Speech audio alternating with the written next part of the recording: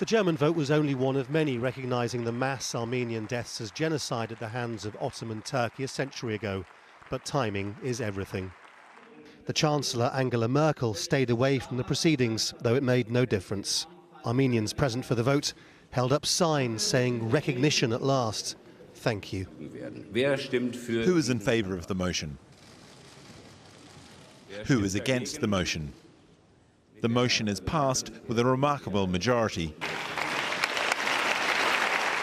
Hundreds of thousands of Armenians died of starvation and illness when they were herded from their homes as the Ottoman Empire was falling apart in the First World War.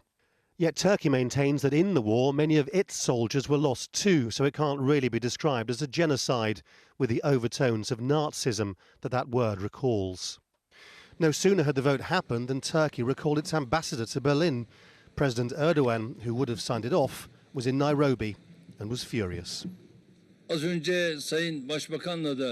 I've recently consulted the Prime Minister and we have agreed on the fact that we are currently in the process of calling back our ambassador for further consultations. When he comes back, we're going to sit down and discuss these issues, which have the potential of affecting relations between Turkey and Germany.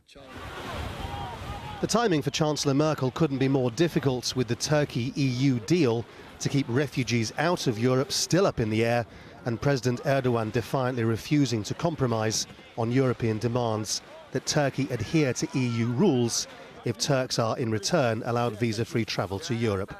How extraordinary then that the events of 101 years ago could now impact the lives of refugees in what was then Asia Minor, but is now Iraq and Syria. Laurence Lee, Al Jazeera.